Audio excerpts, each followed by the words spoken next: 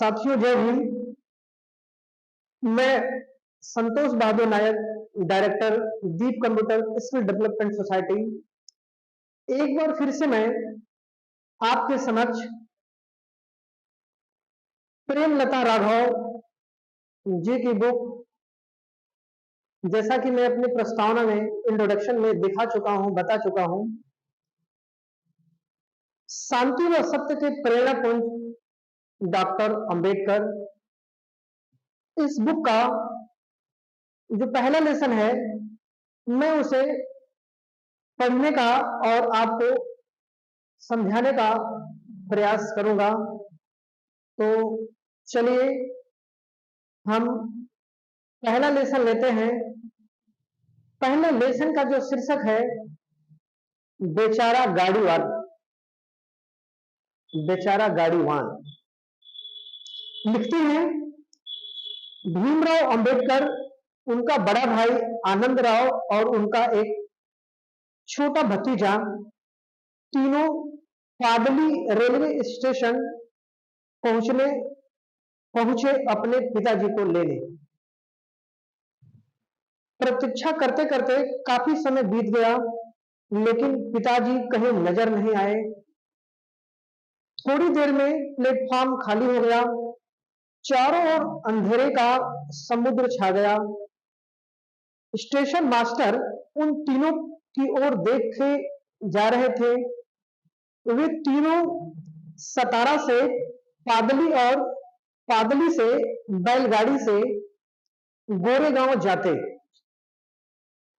परंतु स्टेशन पर पिताजी नहीं आए और न उनकी ओर से कोई आदमी आया। समय टिक टिक करता तेजी से आगे बढ़ता गया। लगता नहीं कि पिताजी अब आएंगे। आनंदराव चिंतित हुए। स्टेशन मास्टर के सामने आकर पूछा, कहां जाना है? स्टेशन मास्टर ने सामने आकर पूछा, कहां जाना है? भीमराव ने धीरे से कहा, गोरेगांव। टिकट दिखलाओ।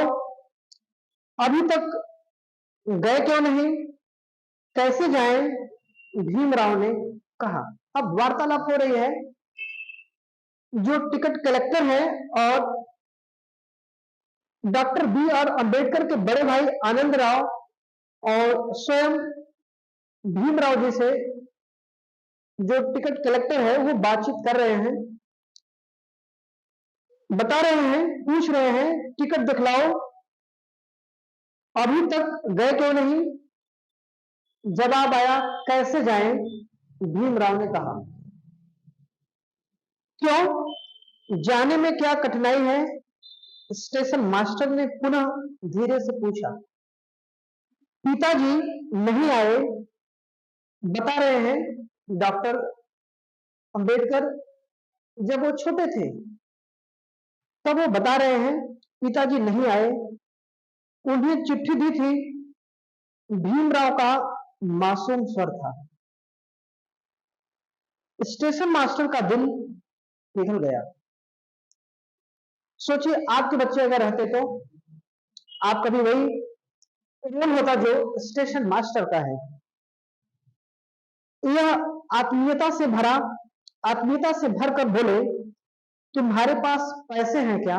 स्टेशन मास्टर पूछ रहे हैं, तुम्हारे पास पैसे हैं क्या? आनंदराव ने जवाब दिया, हाँ। यदि मैं तुम्हारे लिए गोरेगांव तक बैलगाड़ी का प्रबंध कर दूं तो क्या तुम वहां जाना चाहोगे? स्टेशन मास्टर ने पूछा। कुछ सोचकर आनंदराव ने उत्तर दिया, हाँ, हम जाना चाहेंगे। ठीक है, स्टेशन मास्टर ने बोला, ठीक है, मैं बैलगाड़ी किए देता हूं, तुम सब यही मेरे लौटने की प्रतीक्षा करना। यह कहकर स्टेशन मास्टर बाहर की ओर चला गया। स्टेशन मास्टर वापस आकर बोला, गाड़ी का प्रबंध हो गया है, मेरे साथ आ जाओ। अब भाई दोनों भाई स्टेशन मास्टर के साथ उनके पीछे पीछे चल रहे हैं। तो ये तीनों सामान उठाकर उनके पीछे चल पड़े। गाड़ी में बैठे स्टेशन मास्टर ने गाड़ीवान से कहा, जो बैलगाड़ी चलाने वाला था, उनको एडवाइस देकर, स्टेशन मास्टर एडवाइस दे रहे हैं, मास्टर ने गाड़ीवान से कहा, पहुंचाकर मुझे बताना, ठीक से ले जाना, बच्चे हैं, ध्यान रखना। बैलगाड़ी चल पड़ी।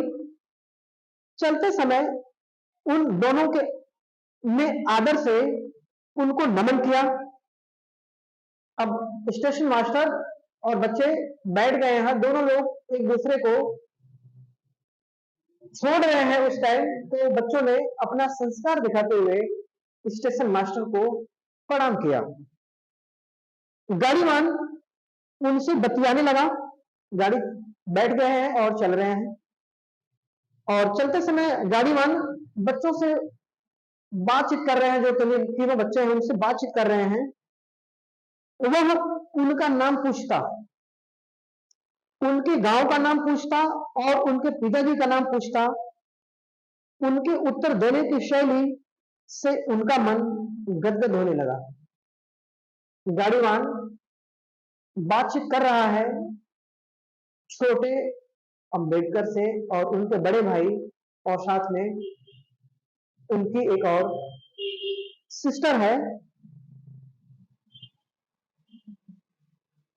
क्योंकि डॉक्टर अंबेडकर शुरू से ही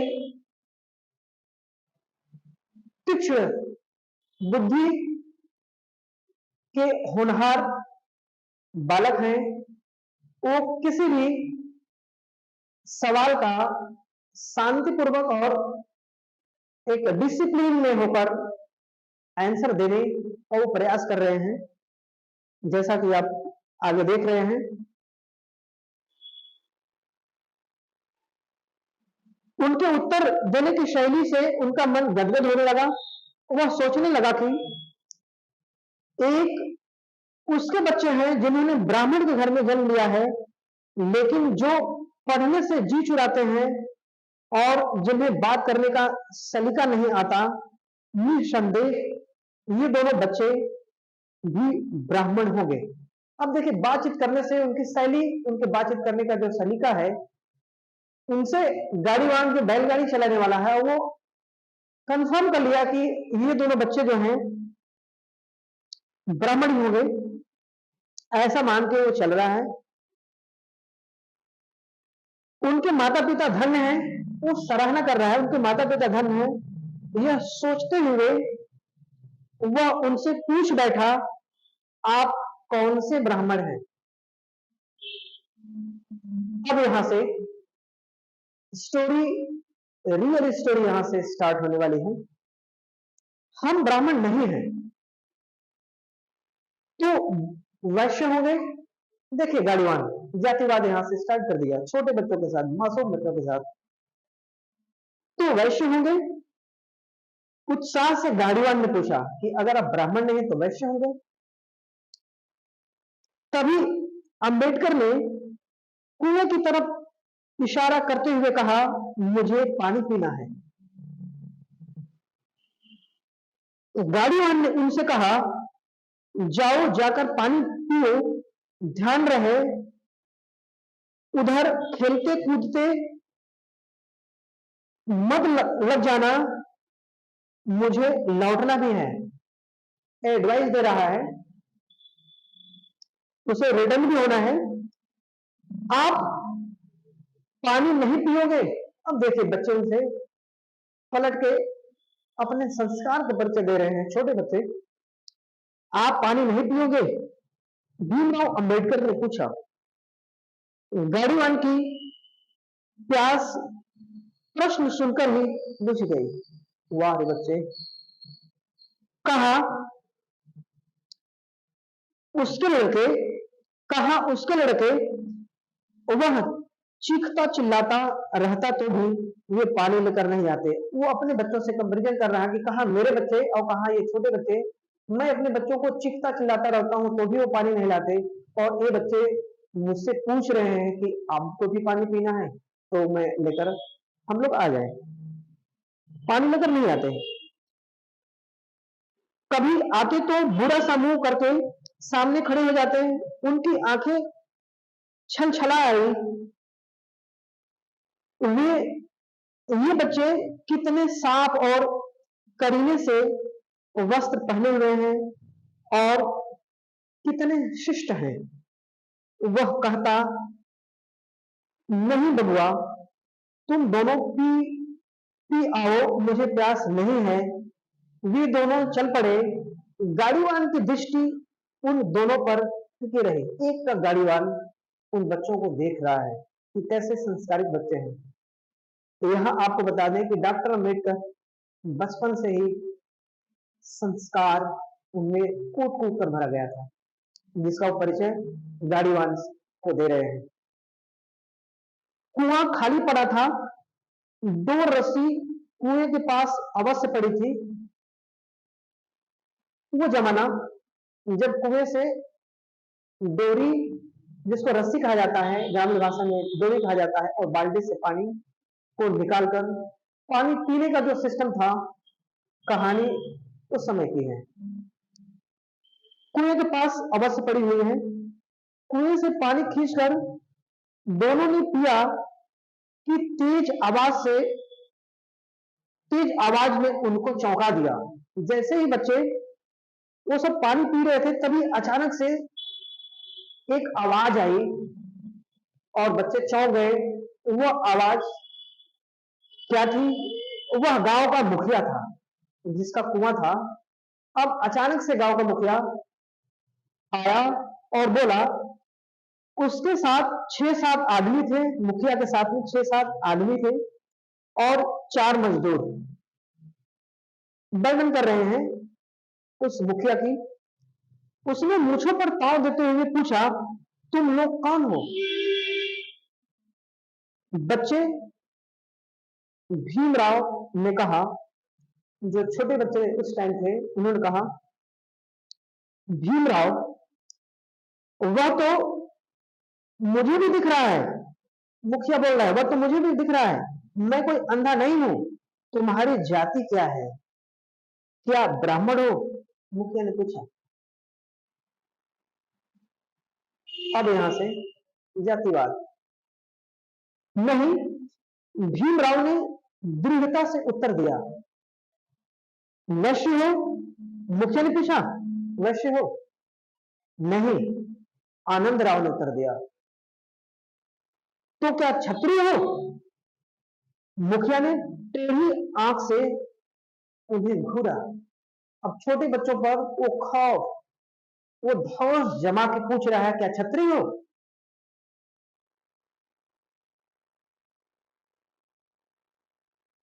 मुखिया ने टेढ़ी आंख से उन्हें घूरा। एक 12वीं भीमराव उन सबकी गिद्ध दृष्टि से सकपका गया। छोटा बच्चा भीमराव, और वो 5-7 अचानक से पूछे जा रहे हैं। छोटा बच्चा कोई भी रहेगा तो डर जाएगा। डॉक्टर अंबेडकर भी सकपका गए, डर गए, न जाने आगे क्या होगा। सकपका गया। मुखिया कड़कदार आवाज में गरजा, जवाब क्यों नहीं देते?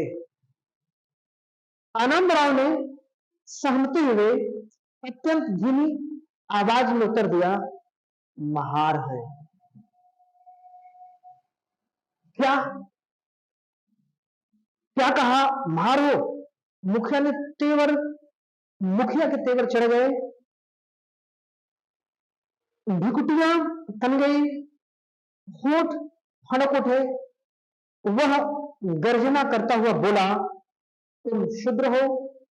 तुम्हारा ऐसा दुस्साहस कि तुम उच्च कुल के कुएं से पानी पी सके?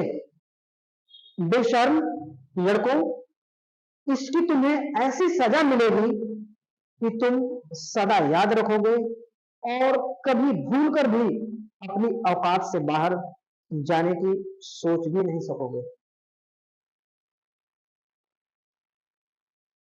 ये जमाना था। भीमराव अंबेडकर की कुछ समझ में नहीं आया, क्योंकि छोटे बच्चे थे, उनको समझ में नहीं आया कि इतनी बड़ी विपत्ति महज पानी पीने से हो सकती है। तो भी गांव का मुखिया है, जो सबके लिए, और वो प्रबंध करता था, सबके लिए प्रबंध करना होता है जिस जो गांव का मुखिया होता है, लेकिन उन छोटे से बच्चों को जातिवाद के तहत वो उसको डांट रहा है। कुछ समझ में नहीं आया भीमराव अंबेडकर जी को। मुखिया लाल पीली आंखें क्यों कर रहा है, बोल रहे हैं मुखिया लाल पीली आंखें क्यों कर रहा है, उन्होंने ऐसा क्या किया है कि जिससे वह उन पर इतना बिगड़ रहा है। आनंदराव कुछ कुछ समझ रहा था। उसने प्रार्थना के स्वर से कहा, हमसे भूल हो गई है मुखिया जी, हमें क्षमा करें। छोटा बच्चा और कह भी कह सकता है। भीमराव की समझ में भूल नहीं आ रही थी, क्योंकि भीमराव अबोध बच्चे थे, अपने बड़े भाई आनंदराव जी से छोटे थे, इसलिए वो नहीं समझ पा रहे थे कि इसमें पानी पीने में कौन सी गलती है। वो पूछ बैठा, दादा हमसे कोई भूल नहीं हुई है, हमने प्यास लगने पर पानी ही तो पिया है। छोटा बच्चा अंबेडकर बोल रहा है। फिर मुखिया बोल रहा है, ये छुटका बहुत चालाक बन रहा है। मुखिया ने तेज स्वर में आंखें ततेर कर आगे कहा, तुम शूद्र हो, अछूत हो, नीच हो, तुम्हारी जाति नीच है, इंसान इंसान ही होता है। डॉक्टर अंबेडकर बोल रहे हैं, इंसान इंसान ही होता है। मुखिया फिर कह रहा है, नहीं, इंसान में नीच भी होते हैं तुम जैसे। मुखिया ने अपनी मूछों पर ताव देते हुए कहा। बच्चा बोल रहा है, क्या इंसान पक्षी से भी बुरा है? अंबेडकर बोल रहे हैं कि कुत्ते, बिल्ली, पशु पक्षी ये सब पानी पी सकते हैं, क्या हम उनसे भी बुरे हैं? हाँ, पक्षियों से भी अछूत बुरे हैं। मुखिया बरस पड़ा। बात इतनी आगे बढ़ गई कि मुखिया उन तीनों को मारने पीटने लगा। आनंदराव ने अत्यंत विनम्रता से क्षमा मांगी, क्योंकि उसे सवर्ण हिंदू की शक्ति का पता था। वो पहले से जानते थे, क्योंकि वो थोड़े बड़े थे। वो सवर्ण हिंदू क्या होते हैं, वो किस हद तक जा सकते हैं, उनको पहले से पता था।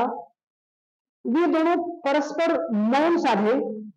मार खाने के बाद दोनों बच्चे परस्पर मौन साधे गाड़ी तक गए। गाड़ीवान आते ही उन पर बिगड़ने लगा और कहने लगा, सामान उतारो। अब सोचिए, उधर पानी पीने का दंड उन दोनों नाबालिग बच्चों को मुखिया के द्वारा मिला ही था। आगे गाड़ीवान ने भी अपना तेवर दिखाने लगा। साथियों, वीडियो को मैं कई सीरीज में, कई एपिसोड में मैं आपको बांट बांट के इस वीडियो को समझाने का प्रयास करूंगा। इस स्टोरी को, इस किताब का जो सारांश है उसको मैं समझाने का प्रयास करूंगा। साथ में मैं ये भी प्रयास करूंगा कि वीडियो देखने में आप बोर ना हो, ज्यादा लंबा वीडियो ना हो। इसलिए आज के लिए इतना ही। आगे गाड़ीवान डॉक्टर अम्बेडकर के साथ, उनके भाई के साथ में किस तरीके का व्यवहार करता है, उसको जानने के लिए मिलते हैं एक नए वीडियो के साथ। तब तक के लिए मुझे इजाजत दें। धन्यवाद। जय भीम, जय संविधान।